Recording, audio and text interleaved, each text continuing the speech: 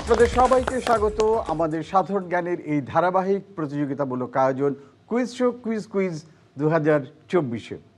নতুনভাবে নতুন ফরম্যাটে আমরা শুরু করেছি আমাদের এই কুইজ শো।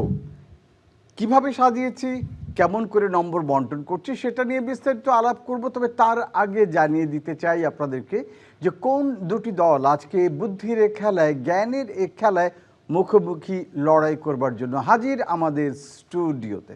চলুন তাদের সঙ্গে আপনাদের পরিচয় করিয়ে দিই। ওয়াসিফ নাসির অর্ক, দশম শ্রেণী, Saint Gregory's high school and college. Tanvir Hossain, দশম শ্রেণী, Saint Gregory's high school and college. Rajma Siddiqui, দশম শ্রেণী, Dhaka residential model college. Yusuf Bin Shafiq, দশম শ্রেণী, ঢাকা রেসিডেন্সিয়াল মডেল কলেজ।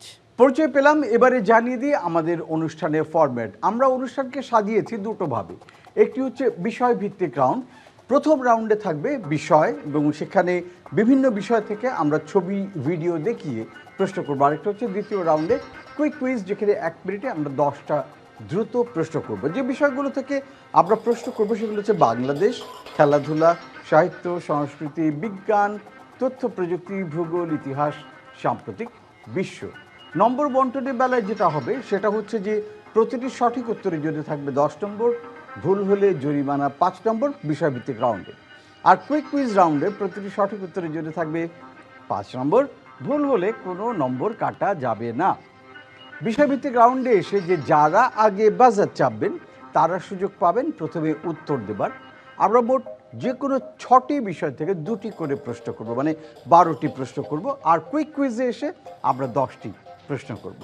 ঠিক আছে, এই হচ্ছে নিয়ম। তো চলে যাই আমরা আমাদের আজকের মূল খেলায়। আসছে প্রথমে যে বিভাগ সেটি হচ্ছে বাংলাদেশ। বাংলাদেশ থেকে প্রথম প্রশ্ন আসছে পর্দায়, দেখি কি থাকছে আমাদের জন্য। ভারতের ত্রিপুরা রাজ্যের সীমান্তে বীর মুক্তিযোদ্ধা ও শরণার্থীদের জন্য প্রথম ফিল্ড হাসপাতাল, যেটা ছবি আমরা দেখতে পাচ্ছি, 480 শয্যার অস্থায়ী হাসপাতালটিতে স্বাস্থ্যসেবা কার্যক্রম চালাতেন 5 বাংলাদেশি চিকিৎসক এবং বিপুল সংখ্যক নারী স্বেচ্ছাসেবী, যাদের চিকিৎসা বিষয়ক পূর্ব প্রশিক্ষণ ছিল না।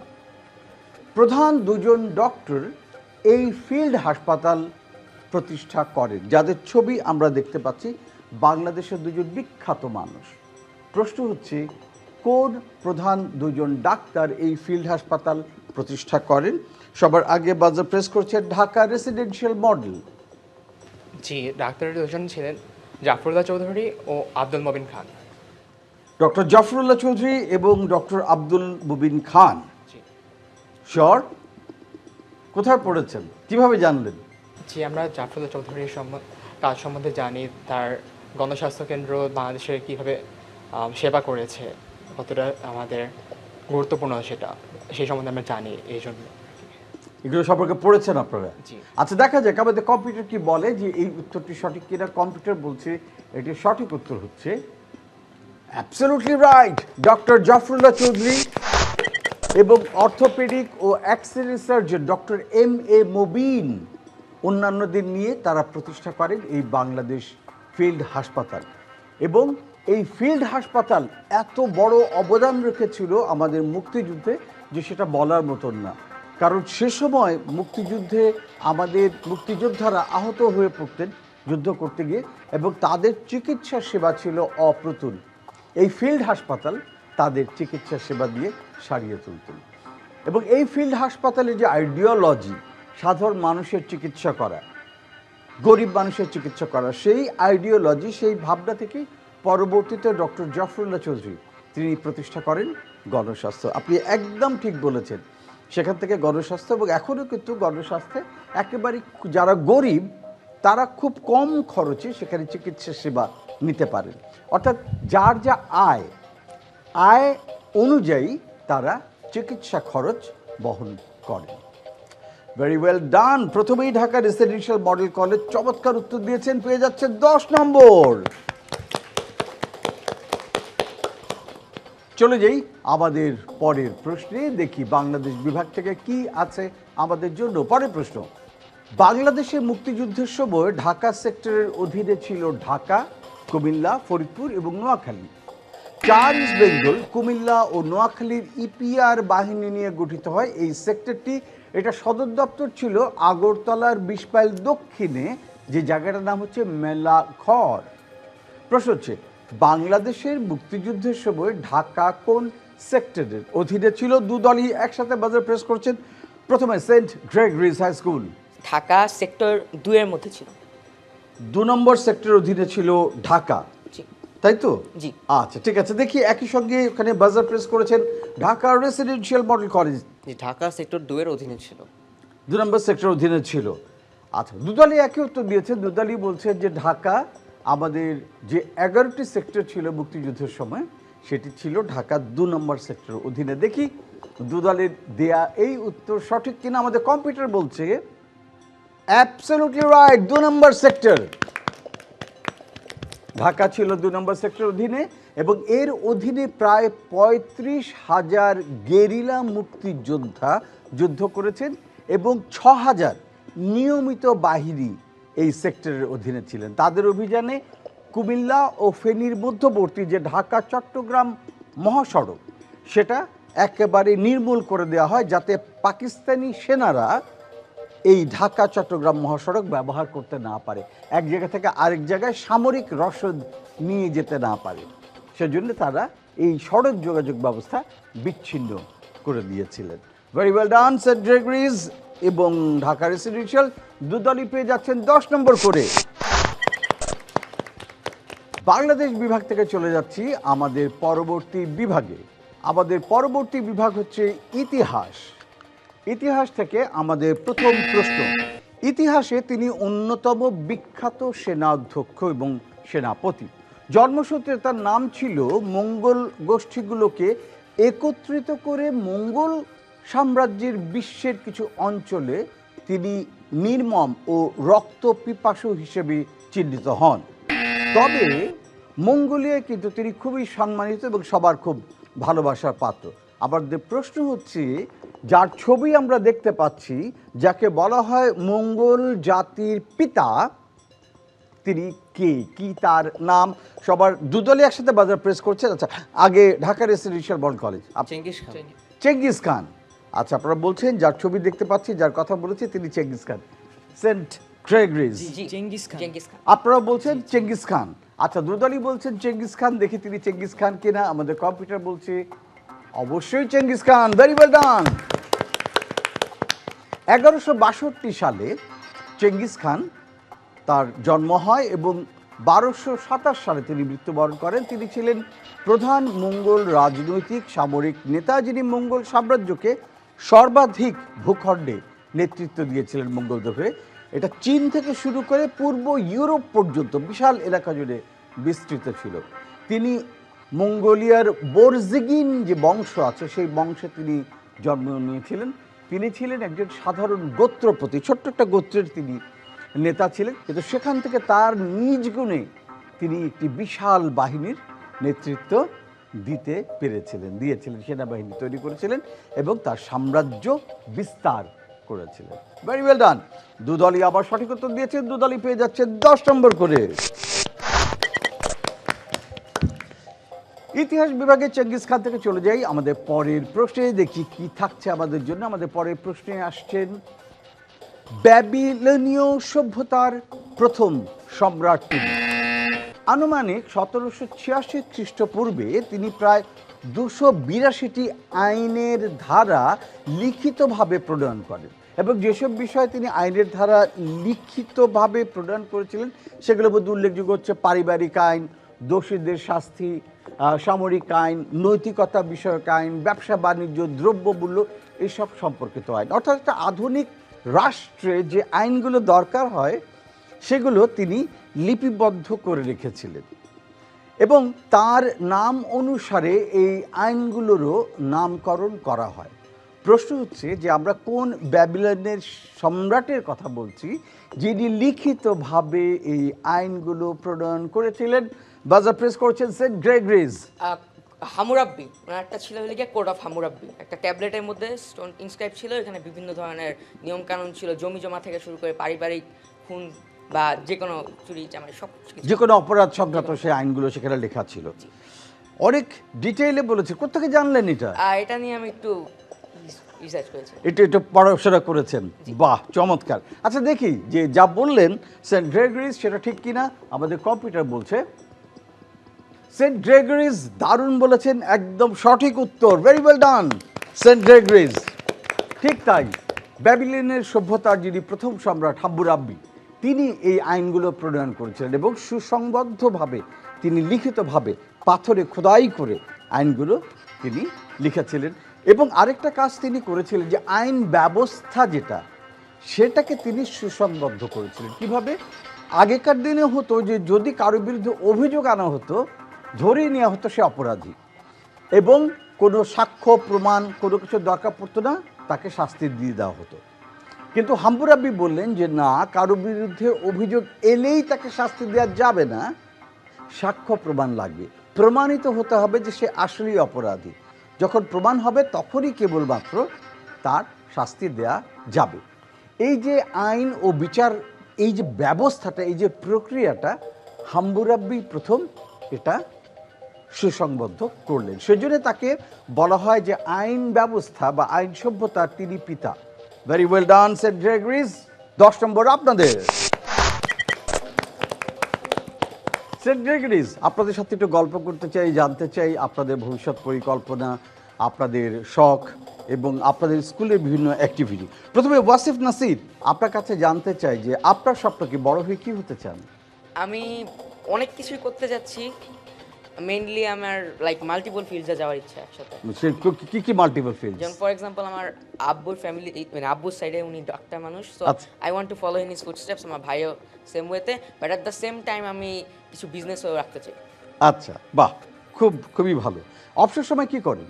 অবসর সময় আমি একটু এমনি বই টই পড়ি, ছাড়া মাঝে মধ্যে একটু বক্সিং করতে চাই। বক্সিং?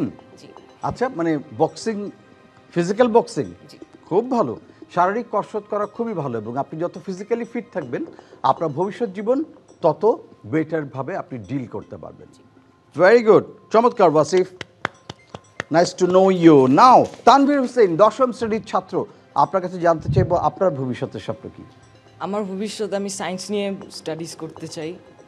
আর বিজ্ঞানের কোন শাখা নিয়ে পড়তে চান, ভেবেছেন কিছু? হ্যাঁ, আমি ডক্টর হতে চাই। আপনিও ডক্টর হতে চান? আচ্ছা, বাহ। আপনারও কি ওর মতন পারিবারিকভাবে চাপ আছে যে না, ডক্টর না, হতে না, হবে? আপনার এমনি ইচ্ছা আমার ইচ্ছা ডক্টর হতে। ডক্টর হবেন? Very good. এমনি অবসর সময় কি করেন? অবসর সময় আমি এমনি অনেক মানে কোকারিকুলার অ্যাক্টিভিটিসের সাথে, যেমন যেমন কি কি? যেমন কুইজ আমার অনেক পছন্দ, মানে জেনারেল নলেজ গেইন করা, তারপর গিটার বাজাতে ভালো লাগে। আচ্ছা, অভিনন্দন Saint Gregory's. Dhaka residential model, আপনাদের সাথে একটু গল্প করতে যাই, আপনাদের সম্পর্কে জানতে চাই। প্রথমে রাদমান দেখি, 10ম শ্রেণীর ছাত্র আপনি, আপনার ভবিষ্যতে কি ইচ্ছা, কি হতে চান? আমি বড় হয়ে কম্পিউটার সায়েন্টিস্ট হতে চাই। আমার সাইবার সিকিউরিটি নিয়ে অনেক ইন্টারেস্ট আছে। আমি সেখানে রিসার্চ করি, বিভিন্ন ওয়েবসাইটে কীভাবে হ্যাক করা যেতে পারে এই সম্বন্ধে রিসার্চ করে তার ওয়েবসাইট ওনারদেরকে জানাই। সো উইকিপিডিয়া ফর এক্সাম্পল আমি দেখেছিলাম যে হ্যাক করা যেতে পারে, দেন তাদেরকে জানিয়েছিলাম, যার ফলে আজকে উইকিপিডিয়াভাবে হ্যাক করা যাবে না, অন্য কোনোভাবে চেষ্টা করতে হবে হ্যাকারকে। আরে বাহ, চমৎকার, আপনি অলরেডি এই কাজটা করছেন। জি, চমৎকার, খুবই ভালো। আমাদের পৃথিবীতে এখন যেটা হচ্ছে যে অনেকেই আছেন যারা বিভিন্ন রকম হ্যাক করেন, বিভিন্ন ওয়েবসাইট থেকে শুরু করে বিভিন্ন রকম অ্যাপ্লিকেশন সব কিছু হ্যাক করেন। এই হ্যাকিং থেকে বাঁচানোর জন্য আমাদের কিছু হ্যাকার প্রয়োজন, যারা একটা অ্যাপ্লিকেশন কিংবা কোনো ওয়েবসাইটের ভলনারেবিলিটি, যেটা দুর্বল দিকগুলো খুঁজে বের করে সেগুলোকে সংশোধন করে, যাতে করে পরবর্তীতে অন্য কেউ হ্যাক করতে না পারে। এবং এটা খুবই গুরুত্বপূর্ণ একটা কাজ এখনকার দুনিয়াতে। Very well done Radman Siddiqui, good to know you. Thank you. Yusuf Bin Shafiq, 10ম শ্রেণীর ছাত্র, আপনার কি স্বপ্ন? আমার যেহেতু ছোটোবেলা থেকে প্লেন নিয়ে অনেক ফ্যাসিনেশন, ইভেন ইউনিভার্সিটি অনেক ফ্যাসিনেশন আছে, সেই ক্ষেত্রে আমি অ্যারোনটিক্যাল ইঞ্জিনিয়ারিং অথবা অ্যারোস্পেস ইঞ্জিনিয়ারিং পড়ার খুব ইচ্ছা। আচ্ছা, আর এটি না হলে আমি কম্পিউটার সায়েন্স ইঞ্জিনিয়ারিংয়ে পড়ার ইচ্ছা। দারুণ, চমৎকার ইউসুফ বিন শফিক, অভিনন্দন আপনাকে। আমাদের পরের বিভাগ হচ্ছে বিজ্ঞান ও প্রযুক্তি। বিজ্ঞান ও প্রযুক্তি থেকে প্রথম প্রশ্ন, কোভিড যখন ছড়িয়ে গেল সারা বিশ্বে, তখন কোভিডের টিকা বা ভ্যাকসিন কোটি কোটি মানুষের জীবন রক্ষা করেছে। এবং অসুস্থতা মৃত্যুর বিরুদ্ধে শক্তিশালী সুরক্ষা দিয়েছে কোভিড-19-এর টিকা বা ভ্যাকসিন। WHO বিশ্ব স্বাস্থ্য সংস্থা তারা বলেছেন যে এমন ব্যক্তিদের তুলনায় যাদেরকে টিকা দেওয়া হয়নি আর যাদেরকে দেওয়া হয়েছে, যাদেরকে দেওয়া হয়নি তাদের মৃত্যু ঝুঁকি ছিল 10 গুণ বেশি। সুতরাং বোঝাই যাচ্ছে যে ভ্যাকসিন আসলে কত জরুরি। আর প্রশ্ন হচ্ছে যে ভ্যাকসিন কিভাবে কাজ করে, কেন ভ্যাকসিন আমাদেরকে অসুস্থ হতে বাধা দেয়। সবার আগে বাজার প্রেস করেছেন এপাশে ঢাকা রেসিডেন্সিয়াল মডেল। জি, ভ্যাকসিন আমাদের শরীরের বিভিন্ন কিছু কেমিক্যাল স্ট্রাকচার ইন্ট্রোডিউস করে যা ভাইরাসের প্রোটিন স্ট্রাকচারের ইনহিবিটরস এর সাথে কানেক্টেড হয়। তার ফলে আমাদের শরীরে তারা আর ইনফেক্ট করতে পারে না, তাদের সেই রিসেপ্টরগুলোকে ইনহিবিট করার ফলে। এবং কোভিড-19 ভ্যাকসিনটা একটা এমআরএসএ ভ্যাকসিন যা এভাবে কাজ করে। আবার ভ্যাকসিন অন্য ধরনেরও হতে পারে, যেগুলো অন্য বিভিন্ন মাইল্ড টাইপের মাইল্ড ভ্যারাইটির ভাইরাস দিয়ে হিউম্যান বডিকে তার ইমিউন সিস্টেমকে ট্রেন করে ফিউচারে ইনফেকশন ফাইট করার জন্য প্রিপেয়ার করে। বাহ, আপনি অনেক বিস্তারিতভাবে বলেছেন এবং খুব চমৎকার করে বলেছেন। দেখি আমাদের কম্পিউটার আরও কিছু বলে কিনা। আমাদের কম্পিউটার বলছে যে ভ্যাকসিনের মাধ্যমে রোগের দুর্বল বা অক্ষতিকর, যেটা ক্ষতি করতে পারবে না, কিংবা মৃত জীবাণু যেটা ভাইরাসটা যেটা সেটা রোগীর দেহে প্রবেশ করানো হয়। এই জীবাণুটা যে অক্ষতিকর দুর্বল জীবাণু কিংবা মৃত জীবাণু মানুষের শরীরে গিয়ে শ্বেতকণিকায় অ্যান্টিবডি তৈরি করে এবং অ্যান্টিবডিটা তখন যেটা হয়, সে তখন যখন আসল অসুখটা আসে তখন সে সেটার বিরুদ্ধে যুদ্ধ করে, ওটাকে হতে দেয় না। পরে রোগীর দেহে রোগ জীবাণু ঢুকলে অ্যান্টিবডি তাকে মেরে ফেলে বা দুর্বল করে ফেলে। ভ্যাকসিন বিভিন্ন ধরনের হতে পারে। একটা হচ্ছে লাইভ অ্যাটেনুয়েটেড ভ্যাকসিন, যেটা জীবিত কিন্তু দুর্বল। আর আরেক ধরনের আছে যেটা হচ্ছে ইনঅ্যাক্টিভেটেড ভ্যাকসিন, অর্থাৎ মৃত ভাইরাস ব্যবহার করে, কিন্তু এই মৃত ভাইরাসটি আবার অ্যান্টিবডি তৈরি করে ফেলে। আপনি যা বলেছেন আমাদের কম্পিউটার একেবারে ঠিক সে কথাটাই বলেছে। ভেরি ওয়েল ডান ঢাকা রেসিডেন্সিয়াল, চমৎকার। এবং পুরো 10 নম্বর আপনাদের দলের খাতায় চলে গেল। বিজ্ঞান বিভাগের প্রথম প্রশ্নই চমৎকার উত্তর দিয়েছেন ঢাকা রেসিডেন্সিয়াল। দেখি পরের প্রশ্নে কারা উত্তর দেন। আমাদের পরের প্রশ্ন আসছে পর্দায় ডেটা নিয়ে, স্পিড নিয়ে।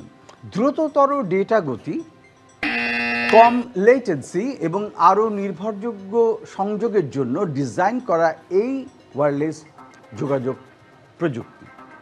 পৃথিবীর অনেক দেশেই এই ওয়্যারলেস যোগাযোগ প্রযুক্তির ব্যবহার শুরু হয়েছে, বাংলাদেশেও শুরু হবে। ইনফ্যাক্ট বাংলাদেশে এটার পরীক্ষামূলক কার্যক্রম ইতিমধ্যেই সম্পন্ন হয়েছে।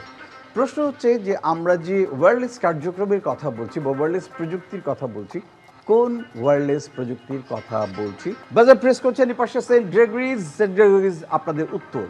যেই ওয়্যারলেস প্রযুক্তির কথা বলা হচ্ছে সেটি হচ্ছে 5G।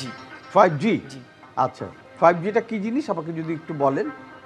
5G হচ্ছে অনেক দ্রুতভাবে ডেটা ট্রান্সফার করা যায়। এখন আমরা কারেন্টলি 4G ইউজ করছি, তো সো এটারই আপগ্রেডেড ভার্সন 5G, সেটা আমরা গিগাবিট স্পিডে অনেক দ্রুত ডেটা ট্রান্সফার করতে পারি। আরে বাহ, দেখি আমাদের এ পাশে রয়েছেন ঢাকা রেসিডেন্সিয়াল, তারাও প্রস্তুত উত্তর দেওয়ার জন্য। রেসিডেন্সিয়াল আপনাদের উত্তর শুনতে চাই। জি, আমাদের উত্তর 5G। আমরা এখন বর্তমানে বাংলাদেশে 4G নেটওয়ার্ক ইউজ করে অভ্যস্ত, কিন্তু 4G আর 5Gর মধ্যে পার্থক্য আছে প্রযুক্তিগত দিক দিয়ে অনেকখানি। আর 5Gর সেই বিশেষ কাঠামোগত ডিফারেন্সগুলো থাকার কারণে আসলে 5G 4G থেকে অনেকটা দ্রুত, যার ফলে এখন 5Gর সাহায্যে ডাক্তারদের পক্ষে অন্য এলাকায় থেকে সার্জারি করা সম্ভব হবে, এরকম আমরা আশা করছি। বা দুদলে অনেক বিস্তারিতভাবে বলেছেন, অনেক জানেন তারা প্রযুক্তি সম্পর্কে। দেখি আমাদের কম্পিউটার কিছুটা জানে কিনা, দেখি কম্পিউটার কতটুকু জানে। কম্পিউটার বলছে পঞ্চম প্রজন্ম, জি মানে হচ্ছে জেনারেশন, প্রজন্ম, 5th জেনারেশনের ওয়্যারলেস সিস্টেম হচ্ছে 5G, এবং এই 5Gর কথাই আমরা বলছিলাম। Absolutely right answer, very well ডান। ঢাকা রেসিডেন্সিয়াল এবং সেন্ট গ্রেগরিজ দুদলে একদম সঠিক উত্তর দিয়েছেন। এই প্রযুক্তি 2018-র পরবর্তী সময়ে বিশ্বে এটা এসেছে এবং এটার স্পিড 4G এখন আমরা যেটা ব্যবহার করছি সর্বোচ্চ তার চাইতে অনেক অনেক বেশি। 5Gতে আমরা স্পিড পাবো হচ্ছে প্রতি সেকেন্ডে 20 গিগাবিট ডেটা ট্রান্সফার করা যাবে। আমরা প্রায় 5Gর দ্বার প্রান্তে, হয়তো 2025-2026 হয়তো ধীরে ধীরে বাংলাদেশে 5G ছড়িয়ে পড়বে। বাংলাদেশ সরকার চেষ্টা করছেন দ্রুতই এটাকে ছড়িয়ে দেবার জন্য। Very well done Saint Gregory's এবং ঢাকা রেসিডেন্সিয়াল। চলে যাই আমাদের পরের বিভাগে, দেখি কোন বিভাগ অপেক্ষা করছে আমাদের জন্য। আমাদের পরের বিভাগ সাহিত্য সংস্কৃতি। সাহিত্য সংস্কৃতি থেকে পরের প্রশ্ন আসছে পর্দায়। দেখতে পাচ্ছি যে জাতীয় কবি নজরুল ইসলামকে, তিনি তখন প্রচণ্ড অসুস্থ, তৎকালীন পিজি হাসপাতালে তিনি চিকিৎসাধীন। 1975 সালের ছবি এটি। তাকে দেখতে গেলেন বাংলাদেশের আরেক বিখ্যাত কবি। তাদের দুজনের মধ্যে চমৎকার বন্ধুত্ব ছিল। আমরা অন্য যে কবির কথা বলছি, তিনি তখন কলকাতায় পড়াশোনা করতেন এবং সে সময় কাজী নজরুল ইসলামের সাথে তার চমৎকার বন্ধুত্ব গড়ে ওঠে। যে কবির কথা আমরা বলছি তিনি এত চমৎকার লিখতেন যে তার একটি রচনা, তিনি যখন কলকাতা বিশ্ববিদ্যালয়ের ছাত্র তখন সেটি প্রবেশিকা পরীক্ষায়, আমাদের তৎকালীন পূর্ববঙ্গে প্রবেশিকা মানে হচ্ছে আজকের যেটাকে আমরা এসএসসি বলছি, মাধ্যমিক পরীক্ষা বলছি, সেটার যে পাঠ্য বই ছিল সেখানে তার লেখা কবিতা অন্তর্ভুক্ত করা হয়েছিল। প্রশ্ন হচ্ছে কাজী নজরুল ইসলামের সুরিদ যে কবিতা কথা আমরা বলছি কবর, এই কবির নাম কি? আমরা কার কথা বলছি? কারা সবার আগে বাজার প্রেস করেছেন? ঢাকা রেসিডেন্সিয়াল। ঢাকা রেসিডেন্সিয়াল, আপনাদের উত্তর কবি জসিমউদ্দিন। কবি জসিমউদ্দিন। দেখা যাক এটি কবি জসিমউদ্দিনের ছবি কিনা। উত্তর সঠিক হলে পাবেন 10 নম্বর, কিন্তু ভুল হলে জরিমানা হয়ে যাবে 5 নম্বর। ঢাকা রেসিডেন্সিয়াল, আপনাদের উত্তর না, একেবারে সঠিক উত্তর। ভেরি ওয়েল ডান। তিনি পল্লী কবি জসিমউদ্দিন এবং তার অনন্য বৈশিষ্ট্য হচ্ছে যে গায়ের লোকের দৃষ্টিতে গ্রাম্য জীবন, পরিবেশ, প্রকৃতি কি করে অসাধারণভাবে ফুটিয়ে তুলতে হয় সেটা কবি জসিমউদ্দিন জানতেন। এবং পল্লী সমাজ, পল্লীর সে দৃশ্য, পল্লীর সে আবেগ তিনি এত সুন্দর করে ফুটিয়ে তুলতেন বলে তাকে বলা হতো পল্লী কবি। এবং তার একটি অসাধারণ রচনা আছে, নকশি কাঁথার মাঠ। নকশি কাঁথার মাঠ কাব্যগ্রন্থটি ধরা হয় বাংলাদেশের সাহিত্যে একটি অনন্য কর্ম। এবং এই নকশি কাঁথার মাঠ এটি বিশ্বের বিভিন্ন দেশে বিভিন্ন ভাষায় এটি অনুদিত হয়েছে। সারা বিশ্ব জুড়ে তার এই কাব্যগ্রন্থ নকশি কাঁথার মাঠ পাওয়া যায়। পল্লী কবি জসিমউদ্দিন। ভেরি ওয়েল ডান। ঢাকা রেসিডেন্সিয়াল মডেল কলেজ সঠিক উত্তর দিয়ে পেয়ে গেলে 10 নম্বর।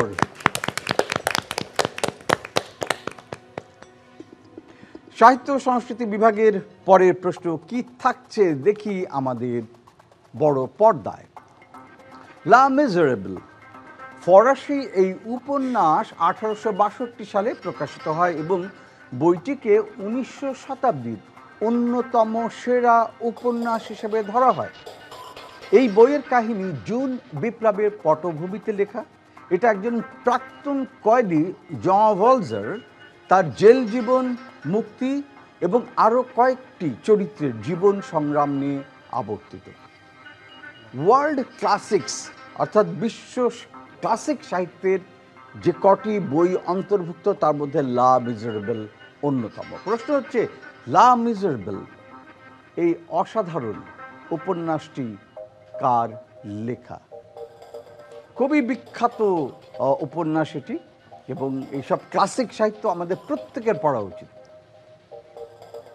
রেসিডেন্সিয়াল সেন্ট গ্রেগরিজ জি, আরো কোনো লেখা দেওয়া যাবে সেই সেম লেখকের? আমরা না আর কোনো ক্লু দেব না, আর কোনো ক্লু দিচ্ছে না। যাই হোক, দুদলই কোনো ভাবে কনফিডেন্ট না উত্তর দেবার জন্য। দেখি আমাদের কম্পিউটারের কাছে তাহলে ফেরত যায়, কম্পিউটার কি বলে।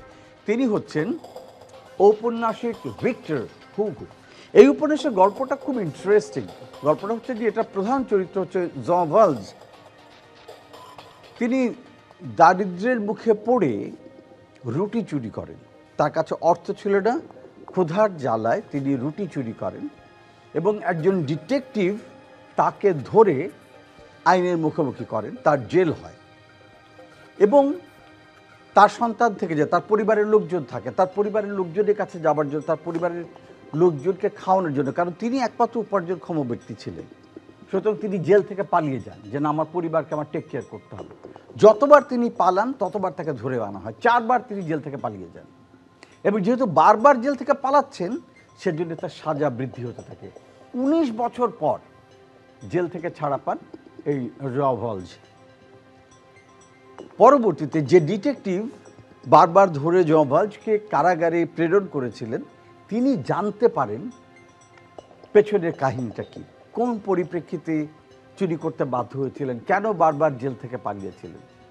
যখন তিনি জানতে পারেন যে কেন জভলজ এই কাজটা করেছেন, তখন অনুশোচনায় দগ্ধ হন সেই ডিটেকটিভ, এবং অনুশোচনাগ্রস্ত হয়ে তিনি শেষ পর্যন্ত আত্মহত্যা করেন। অসাধারণ পুরো উপন্যাসটা যেভাবে বর্ণনা দেওয়া আছে, যেভাবে বিস্তৃতি, যেভাবে ঘটনাটা তুলে ধরা হয়েছে, আমাদের সবার উচিত এটা পড়া। এর সাথে সাথেই শেষ হয়ে গেল আমাদের সাহিত্য ও সংস্কৃতির দুটো প্রশ্ন। চলে যাই আমাদের পরবর্তী বিভাগে। আমাদের পরবর্তী বিভাগ হচ্ছে ভূগোল। ভূগোল থেকে প্রথম প্রশ্ন আসছে পর্দায়। আমরা একটি দেশের পতাকা দেখতে পাচ্ছি। এই দেশটি হচ্ছে মূলত একটি দ্বীপপুঞ্জ, অনেকগুলো দ্বীপ রয়েছে এখানে, 7,000-এরও বেশি দ্বীপ রয়েছে। এটার প্রাকৃতিক দৃশ্য এত সুন্দর এবং তার যে সংস্কৃতি খুবই প্রাণবন্ত, খুবই ভাইব্রেন্ট। এর অনন্য সোপানযুক্ত ধান ক্ষেতের জন্যে এই দেশটি পরিচিত। এখানে প্রচুর ধান উৎপাদন হয়। দক্ষিণ পূর্ব এশিয়ার একটি দেশ এটি। প্রশ্ন হচ্ছে এই দেশটির নাম কি? দুদলই একই সঙ্গে বাজার প্রেস করেছেন। আমি প্রথমে ঢাকা রেসিডেন্সিয়ালের কাছে আসতে চাই। জি, ফিলিপাইন। ফিলিপাইন বলছেন ঢাকা রেসিডেন্সিয়াল। দেখি আমাদের সেন্ট গ্রেগরিস তারাও বাজার প্রেস করছে, তারা কি উত্তর দেন? ফিলিপাইন্স। আপনারা বলছেন ফিলিপাইন্স হচ্ছে সেই দেশ যার কথা আমরা বলছি, যার পতাকা আমরা দেখছি, এবং যেখানে রয়েছে 7,000-এরও বেশি দ্বীপ। দেখি আমাদের কম্পিউটার কি বলে। কম্পিউটার, আপনি কি বলছেন? কম্পিউটার বলছে Philippine. Absolutely right, very well done Saint Gregory's এবং ঢাকা রেসিডেন্সিয়াল। এটি দক্ষিণ পূর্ব এশিয়ার দ্বীপপুঞ্জীয় রাষ্ট্র। এটি পশ্চিম প্রশান্ত মহাসাগরে 7,641টি দ্বীপ নিয়ে গঠিত এবং এর পুরো আয়তন হচ্ছে 3 লক্ষ বর্গ কিলোমিটার। বাংলাদেশের যে আয়তন তার প্রায় দ্বিগুণ আয়তন হচ্ছে ফিলিপাইনের। অসাধারণ একটি দেশ, অসাধারণ তার সৌন্দর্য। Very well done Saint Gregory's, Dhaka residential. দুদালি পেয়ে গেলেন 10 নম্বর করে। ভূগোল বিভাগ থেকে দ্বিতীয় প্রশ্নে চলে যাই। দেখি কম্পিউটার আমাদের জন্য কোন প্রশ্ন রেখেছে। আমাদের পরের প্রশ্ন হচ্ছে, এই দেশ পশ্চিমা বিশ্বের জ্ঞান বিজ্ঞানের সূতিকাগার এবং গণতন্ত্রের জন্মদায়ক স্থান হিসেবে এটি সুপরিচিত। এর আরও কিছু বৃহৎ অবদান আছে, যেমন পশ্চিমা দর্শন, অলিম্পিক গেমস, পশ্চিমা সাহিত্য, রাষ্ট্রবিজ্ঞান, গুরুত্বপূর্ণ বৈজ্ঞানিক আবিষ্কার এবং নাটক। সব মিলিয়ে এর সভ্যতা সমগ্র ইউরোপ সহ শুরু করে সারা বিশ্বে প্রভাবশালী সভ্যতা হিসাবে পরিগণিত। আমাদের প্রশ্ন হচ্ছে, আমরা কোন দেশের কথা বলছি? দুদলই একসাথে আবারও বাজার প্রেস করেছেন। আচ্ছা, প্রথমে সেন্ট গ্রেগরিসের কাছে আসতে চাই। দেশটা হলো গিয়ে গ্রিস, এবং যেটা দেখানো হচ্ছে এটা হলো গিয়ে অ্যাথেন্স, এবং উপরে আমরা বিল্ডিংটা দেখতে পাচ্ছি ওটা হলো গিয়ে প্যান্থিয়ন, অ্যাথেন্সের। ওরে বাবা, অনেক বিস্তারিত বর্ণনা আমরা পেয়েছি সেন্ট গ্রেগরিসের কাছে। দেখি রেসিডেন্সিয়াল কি বলে। জি, গ্রিস, আর এটা অ্যাথেন্স শহরের দ্য প্যান্থন। বাহ, দুদলই একই উত্তর দিয়েছেন এবং বিস্তারিত উত্তর দিয়েছেন। আমার এত কিছু আমরা জানতে চাইলাম না, কিন্তু তারা এত জানেন, বিস্তারিত বলেছেন। Absolutely right, Greece. গ্রিস হচ্ছে ইউরোপ মহাদেশের দক্ষিণ পূর্ব অংশের একটি রাষ্ট্র, যার রাজধানী হচ্ছে এথেন্স, রাইটলি সেড। দেশটি তাদের প্রাচীন ধ্বংসাবশেষ, দ্বীপপুঞ্জ এবং সমৃদ্ধ তাদের ইতিহাসের জন্য, ঐতিহাসিক স্থানগুলোর জন্য পরিচিত, যার মধ্যে রয়েছে পার্থেনন, রাইটলি সেড, এজিয়ান এবং আজোনিয়ান সাগরের অসংখ্য দ্বীপপুঞ্জ রয়েছে এই গ্রিসে। ভেরি ওয়েল ডান, দুদলই দারুণ খেলছেন। অভিনন্দন সেন্ট গ্রেগরিস, অভিনন্দন রেসিডেন্সিয়াল। দুদলই পেয়ে গেলেন আবারও 10 নম্বর করে। চলে যাব এবার আমরা আমাদের পরবর্তী বিভাগে। বিষয়ভিত্তিক রাউন্ডের শেষ বিভাগ খেলাধুলা বিভাগ, এবং সেই বিভাগের প্রথম প্রশ্ন আসছে পর্দায়। দেখতে পাচ্ছি একজন মহিলা টেনিস খেলোয়াড়কে, তিনি আমেরিকান পেশাদার টেনিস খেলোয়াড়। মহিলা ওপেন এরাতে তিনি সর্বাধিক গ্র্যান্ড স্ল্যাম একক শিরোপা জিতেছেন মোট 23 বার। প্রশ্ন হচ্ছে কি নাম এই আমেরিকান পেশাদার টেনিস খেলোয়াড়ের? দুদলই আবার বাজার প্রেস করেছে, দেখেছেন গ্রেগরিস কি বলেন? Serena Gomez. Serena Williams. Serena Williams. আচ্ছা, সেরেনা উইলিয়ামস বলেছেন। দেখি আমাদের ঢাকা রিসের ডিশেল কি উত্তর দেন। Serena Williams. আপনারা বলছেন সেরেনা উইলিয়ামস। দেখি আমাদের কম্পিউটার কি বলে। কম্পিউটার বলছে তিনি হচ্ছেন Serena Jameka Williams. Absolutely right. Serena Jameka Williams, তার জন্ম 1981 সালে 26 সেপ্টেম্বর। মহিলাদের একক টেনিসে তিনি সাবেক বিশ্বের প্রথম স্থান অধিকারী। তিনি 23টি গ্র্যান্ড স্ল্যাম একক শিরোপা জিতেছেন। ওপেন টেনিসে যে কোনো খেলোয়াড়ের মধ্যে সর্বাধিক তার এই রেকর্ড, এবং মার্গারেট কোর্ট সেটার পরে তিনি হচ্ছেন সর্বকালের দ্বিতীয়তম। সেরেনা জামিকা উইলিয়ামস, যাকে আমরা সেরেনা উইলিয়ামস নামে বেশি চিনি। চমৎকার খেলছেন সেন্ট গ্রেগরিস এবং Dhaka residential. Absolutely right answer. দুদলই পেয়ে যাচ্ছে 10 নম্বর করে। খেলাধুলা বিভাগের প্রথম প্রশ্ন আমরা উত্তর পেয়ে গেলাম। দেখি দ্বিতীয় প্রশ্ন কি থাকছে আমাদের জন্য। আমাদের পরের প্রশ্ন, টানা দ্বিতীয়বারের মতো সাফের চ্যাম্পিয়ন হয়ে এশিয়া ছাড়িয়ে ইউরোপেরও নজর কেড়েছে আমাদের বাংলাদেশের নারী ফুটবল দল। ইউরোপীয় উত্তর মেসিডোনিয়ার নারী লীগের শীর্ষে থাকা ক্লাব ব্রেরা তিভেরিজা তারা প্রস্তাব দিয়েছে তাদের দলের হয়ে খেলার জন্য বাংলাদেশের দুজন নারী ফুটবলারকে। প্রশ্ন হচ্ছে, বাংলাদেশের কোন দুজন নারী ফুটবলার ইউরোপের ক্লাবের হয়ে খেলার ডাক পেলেন? ঢাকা রেসিডেন্সিয়াল, আপনাদের উত্তর। বামেরটা ঋতুপর্ণা চাকমা, ডানে সাবিনা খাতুন। ডানে সাবিনা খাতুন আর আরেকজন হচ্ছেন ঋতুপর্ণা চাকমা। দুজনকে আপনারা আইডেন্টিফাই করেছেন। সেন্ট গ্রেগরিজ, আপনার উত্তর দিতে চান? জি জি। ঋতুপর্ণা চাকমা মানে কি উত্তর দিচ্ছেন না? একজন ঋতুপর্ণা চাকমা, আচ্ছা, আপনারা একজনের নাম বলছেন যে একজন ঋতুপর্ণা চাকমা, তাই তো? কোনজন ঋতুপর্ণা চাকমা? বামেরটা। বাবের জন হচ্ছেন ঋতুপর্ণা চাকমা। আচ্ছা, দেখে নিই যে উত্তর সঠিক কিনা। আমাদের কম্পিউটার বলছে সঠিক উত্তর হচ্ছে অ্যাবসলিউটলি রাইট, অধিনায়ক সাবিনা খাতুন এবং স্ট্রাইকার ঋতুপর্ণা চাকমা। তাদের খেলা দেখে মুগ্ধ ইউরোপীয় ক্লাব ব্রেরা তিভেরিজা তারা এই দুজন নারী ফুটবলারকে তাদের দলে খেলার প্রস্তাব দিয়েছে। উত্তর মেসিডোনিয়া নারী লীগের শীর্ষে থাকা এই ক্লাবটি। Player very well done. Saint Gregory's residential দুদলই দিয়েছে সঠিক উত্তর, পেয়ে যাচ্ছেন আবারও 10 নম্বর করে। খেলাধুলা বিভাগের সাথে সাথেই শেষ হয়ে গেল আমাদের বিষয়ভিত্তিক রাউন্ড। এবারে চলে যাব আমাদের পরের রাউন্ডে, যেটি হচ্ছে কুইক কুইজ। কুইক কুইজ আমাদের 1 মিনিটে থাকছে 10টি প্রশ্ন, প্রশ্ন দ্রুত উত্তর, এবং সুযোগটা প্রথমে থাকবে ঢাকা রেসিডেন্সিয়াল মডেল স্কুল এবং কলেজের জন্য। তৈরি? আপনাদের 1 মিনিট সময় শুরু হচ্ছে এখন। আন্দেজ পর্বতমালা কোন মহাদেশে অবস্থিত? আব্রাহাম লিঙ্কন কোন দেশের রাষ্ট্রপতি ছিলেন? মার্কিন যুক্তরাষ্ট্র। মার্কিন যুক্তরাষ্ট্র। শিল্প বিপ্লবের সময় কোন যান্ত্রিক শক্তি সবচেয়ে বেশি ব্যবহৃত হতো? Steam engine. Steam engine. প্রথম বিশ্বযুদ্ধে কোন দেশ অস্ট্রিয়া হাঙ্গেরির সাথে যুক্ত ছিল? জার্মানি। জার্মানি। সাহারা মরুভূমি কোথায় অবস্থিত? পৃথিবীর সবচেয়ে দীর্ঘতম নদী? নীলনদ। নীলনদ। বস্তুর গতির পরিমাণ কোন ধরনের শক্তি নির্ণয় করে? বস্তুর গতির পরিমাণ কোন ধরনের শক্তি? রোমান সাম্রাজ্যের প্রধান নগরীর নাম কি? রোম। রোম। রোম। আলোকবর্ষ দিয়ে কি মাপা হয়? আলোকবর্ষ দিয়ে কি মাপে? Time. Distance. Space time. Distance, দূরত্ব। স্বর্ণের রাসায়নিক প্রতীক কি? অরাম বা গোল্ড। ওকে, অরাম বা গোল্ড। অরামকে গোল্ড। আন্দেজ পর্বতমালা কোন মহাদেশে অবস্থিত? সাহারা মরুভূমি কোথায় অবস্থিত? আফ্রিকা। আফ্রিকা। বস্তুর গতির পরিমাণ কোন ধরনের শক্তি নির্ণয় করে? Kinetic energy. Kinetic energy. Energy. আচ্ছা, এই সাথে সাথে শেষ হয়ে গেল 1 মিনিট সময়। দেখে নিই আপনারা কটি প্রশ্নের সঠিক উত্তর দিতে পারলেন। আমাদের কম্পিউটার বলছে আন্দেজ পর্বতমালা হচ্ছে দক্ষিণ আমেরিকায় আব্রাহাম লিঙ্কন মার্কিন যুক্তরাষ্ট্রের প্রেসিডেন্ট ছিলেন, সঠিক উত্তর। শিল্প বিপ্লবের সময়ে বাষ্পীয় শক্তি বা স্টিম ইঞ্জিন ছিল প্রধান শক্তি। প্রথম বিশ্বযুদ্ধের সময়ে অস্ট্রিয়া হাঙ্গেরির সাথে যুক্ত ছিল জার্মানি। সাহারা মরুভূমি আফ্রিকায়, সবচেয়ে দীর্ঘতম নদ বা নদী হচ্ছে নীল নদ। বস্তুর গতির পরিমাণ যে শক্তি নির্ণয় করে গতিশক্তি, অ্যাবসলিউটলি রাইট। রোমান সাম্রাজ্য রোম, আলোকবর্ষ দিয়ে দূরত্ব মাপা হয় এবং স্বর্ণের রাসায়নিক প্রতীক হচ্ছে AU বা ওরাম।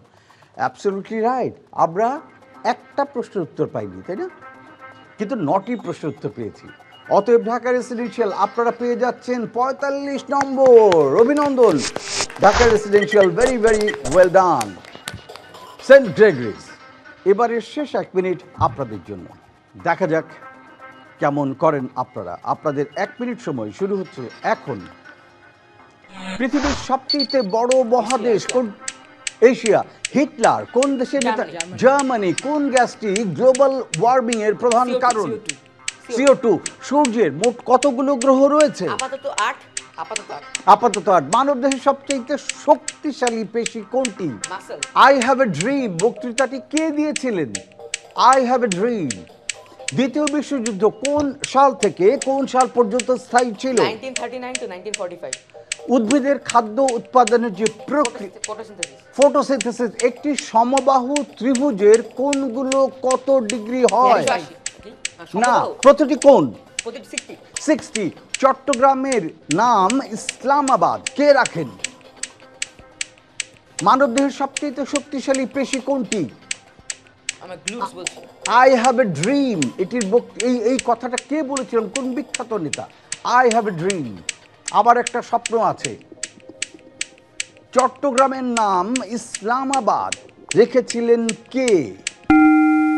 এর সাথে সাথেই শেষ হয়ে গেল 1 মিনিট সময়। দেখে নিই কটি প্রশ্নের সঠিক উত্তর পেলাম আমরা সেন্ট গ্রেগরিজের কাছ থেকে। পৃথিবীর সবচেয়ে বড় মহাদেশ এশিয়া, সঠিক উত্তর। হিটলার জার্মানির নেতা ছিলেন। গ্লোবাল ওয়ার্মিংয়ের জন্য দায়ী হচ্ছে কার্বন ডাই অক্সাইড। সূর্যের মোট গ্রহ হচ্ছে 8টি। মানবদেহের সবচেয়ে শক্তিশালী পেশি হচ্ছে টাং, আমাদের জিহ্বা। I have a dream Martin Luther king junior তিনি বলেছিলেন। উদ্ভিদের খাদ্য উৎপাদনের প্রক্রিয়া ফটোসিনথেসিস, অ্যাবসলিউটলি রাইট। একটি সমবাহু ত্রিভুজের প্রতিটি কোণ হচ্ছে 60 ডিগ্রি। চট্টগ্রামের নাম ইসলামাবাদ রেখেছিলেন শায়েস্তা খান, তিনি রেখেছিলেন। আমরা দেখা যাচ্ছে 3টি প্রশ্নের উত্তর পাইনি, তাই না? 7টি প্রশ্ন উত্তর পেয়েছি। অতএব সেন্ট গ্রেগরিজ আপনারা পেয়ে যাচ্ছেন সর্বমোট 35 নম্বর। এর সাথে সাথেই শেষ হয়ে গেল আমাদের আজকের কুইজ শো, কুইজ 2024-এর এই পর্ব। কিন্তু দুদলই এত চমৎকার করে অংশ নিয়েছেন এবং বিস্তারিত উত্তর দিয়েছেন। সবগুলো প্রশ্নে দুদলই একই সাথে বাজার প্রেস করেছেন। দারুণ লাগলো আমাদের আজকের এই পর্ব। আপনারাও নিশ্চয়ই চেষ্টা করেছেন, আপনারাও নিশ্চয়ই উত্তর দিয়েছেন। অভিনন্দন আপনাদের যারা চেষ্টাটা করেছেন। অনুষ্ঠান শেষে এসে আমরা দেখতে পাচ্ছি Saint Gregory's high school and কলেজের ওয়াসিফ নাসির অর্ক এবং তানভীর হুসেইন দুজনেই 10ম শ্রেণীর ছাত্র। তারা দুজনে মিলে অর্জন করেছে সর্বমোট 115। অভিনন্দন সেন্ট গ্রেগরিজ। এদিকে ঢাকা রেসিডেন্সিয়াল মডেল কলেজের রাদমান সিদ্দিকী এবং ইউসুফ বিন শফিক 10ম শ্রেণীর 2 ছাত্র। তারা অর্জন করেছেন সর্বমোট 145 নম্বর। অভিনন্দন ঢাকা রেসিডেন্সিয়াল। দুদলকে অসংখ্য ধন্যবাদ আমাদেরকে এমন দারুণ একটা সময় উপহার দেওয়ার জন্য। আজকে আমরা খুবই আনন্দ পেলাম এবং যারা আছেন আমাদের সাথে আজকে অনুষ্ঠান দেখলেন নিশ্চয়ই তারাও অনেক মজা পেয়েছেন, এই প্রশ্নগুলো উত্তর দিয়েছেন। আপনাদেরকে অভিনন্দন। আর সবসময় যে কথা বলি সেটা হচ্ছে বিভিন্ন ধরনের কার্যক্রম, সেটা স্কুল ক্লাব হোক, অলিম্পিয়াড হোক, সেসবের সঙ্গে জড়িত থাকুন এবং থাকুন তথ্যের সঙ্গে, জ্ঞানের সঙ্গে, প্রযুক্তির সঙ্গে এবং থাকুন আমাদের বাংলাদেশ টেলিভিশনের সঙ্গে। Happy cuisine.